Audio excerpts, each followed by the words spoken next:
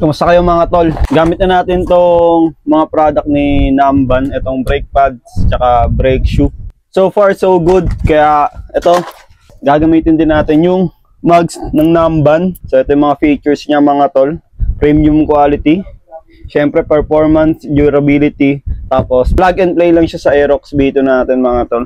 So yung model na ito is Blade. Nababalitaan ko na meron pa silang bagong model na ilalabas eh. Abangan natin yun. Try natin kung makakapagpalit tayo ng ganun. Kahit bago pa lang. Pero pwede din naman tayo bumili nun para naman sa Honda Beat natin kay Hicks. So abangan na lang natin yung mga tol kung ano magiging ganap. Papakita ko sa inyo kung anong nilalaman na ito. Unbox natin mga tol. Fresh na fresh. Ganito yung appearance niya mga tol. Ang model kasi na ito is Blade. Para siyang Beyblade, no? Di ko alam kung name niya lang yon, Beyblade or Blade talaga yung ano, pero para sa akin ganun. No, napaka nostalgic pakinggan or tignan yung ganung pangalan para sa akin. So ito yung appearance niya mga tol. Ito yung sa rear natin. Ito naman yung sa front natin mga tol. So mga tol, alloy type to and made for racing performance. Ito yung mugs ng Namban. Kung napanood nyo na rin to kanila Sir Gavin, ito yung parol na na-post nila mga tol. Goods na goods, no? Try natin tong ipakabit ngayon. Tignan natin kung ano yung magiging itsura niya sa Aerox B2 natin. Pero syempre, kung bago yung mugs natin mga tol, isabay na natin tong Duro tires. So kung napanood nyo yung mga launching ng Honda Giorno, yung bago nilang release ng motor mga tol, is gamit nila doon ito, Duro tires. Kung naghahanap kayo ng reference, ipapakita ko sa inyo dyan yung photos ng Honda Giorno na inilabas. Ito siya mga tol.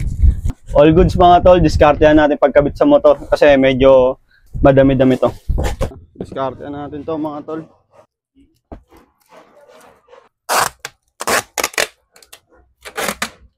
All goods mga tol, samahan nyo ako. Pakabit natin to, hanap tayo ng vulcanizing shop. Let's go. Biyahin na natin to mga tol. Tara.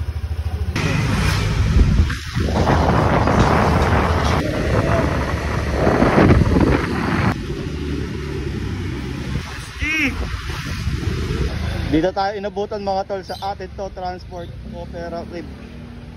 Dito natin papakabit yung Namban mugs natin, pati yung Duro na gulong. Dito lang yan sa Leland Drive. Basta nandun yung Leland Drive along Quirino Highway yan mga tol. Nandun yung Baysa Road.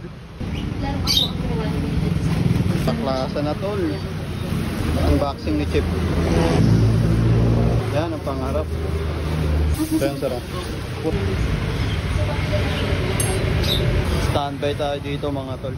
Ang hirap na kasi tanggalin eh itong mga bolts natin na gold bolts mga tol. Hindi na siya maganda. So plano ko isibalik na lang siguro yung stock kapag hindi nagawa ng paraan. Tanggal na mga tol, sininsil. Wala, ang hirap talaga. Ito gagamitin natin yung mga bolts na stocks. Doon na.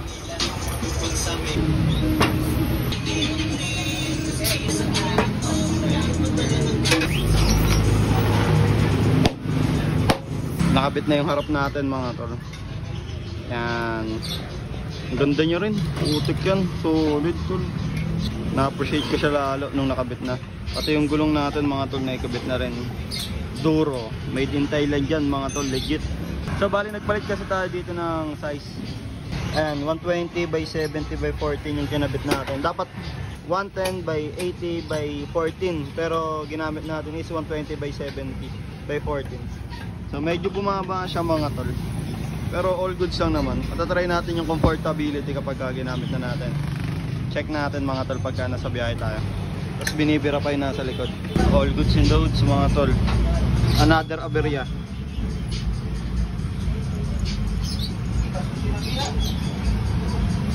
Sa Boss Ride custom to eh. Huling pinagawa ko na nagpakabit ako ng mugs na color white. Ganyan yung nangyari. Napilit. Shoutout sa inyo, Boss Ride.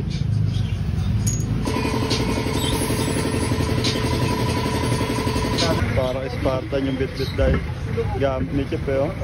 Spartan. Ikaw ay ang pangalawang anak ng kinakabayan ng aking kuya. Ang anak na nasa sa natutunan niya ay ang nag-iisa.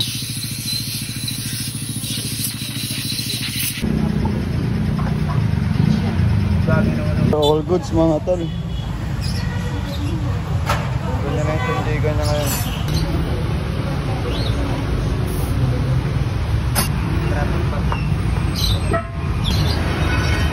So yung mga tol, natapos na natin ipagawa. Medyo natagal na lang tayo kasi ang daming aberya, pero papakita ko sa inyo. Ganito na yung resulta niya.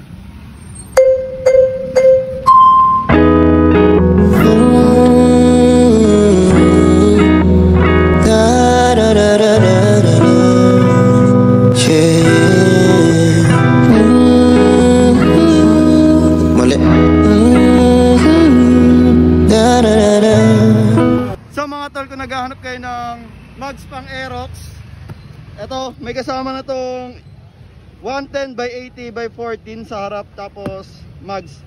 Naka powder coat na rito na white. Bali 3 months old pa lang yan mga tol. Kung interesado kayo, pwede kayo mag-message sa akin. So yun, we're all goods, kita kits. Ride safe.